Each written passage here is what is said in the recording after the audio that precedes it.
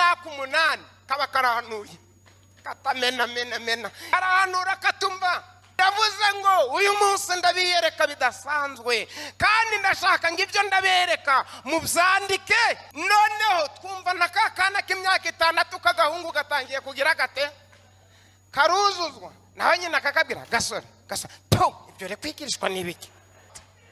Karakomeza kagira gate karuzuzwa karavuga ngo mwumve ndi umucyo. Turavuga tutari ko nubwo uri umucyo ndura amashanyarazi ntabwo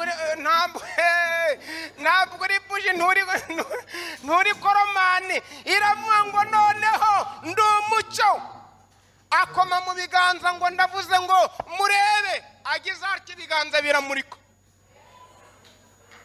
Ibiganza biramurika ubuvumo bwose buracya.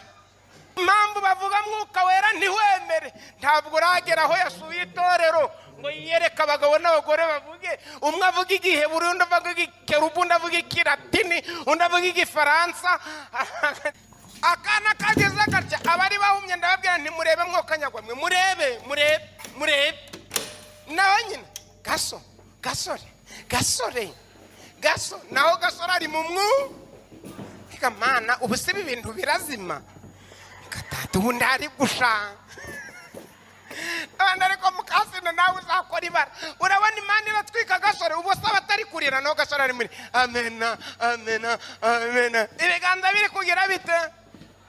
Ndavuga nti Yesu noneho uri umucyo turakubonye icyo utari cyo ni ikaramu n'urupapuro. Ariko Yesu ni byose kumufite. Ubwo sitanze umucyo kagakobwa karahanuna ngo umva nzabana namwe ngeze mu mufuka wawe harimo igikaratasi wapfunyitse mu irangamuntu kitanditseho. Kandi koko kubera mu buvumo hatoha irangamuntu yanjye nari nayipfunyitse zari zazindi z'ibipapuro kugira ngo itagira ite ndi Mana yabonye cya gipapuro none uragira ngo iyebe uko uhagaze. Iyabonye igipapuro irareba ikageza mu misokoro y'amagufwa.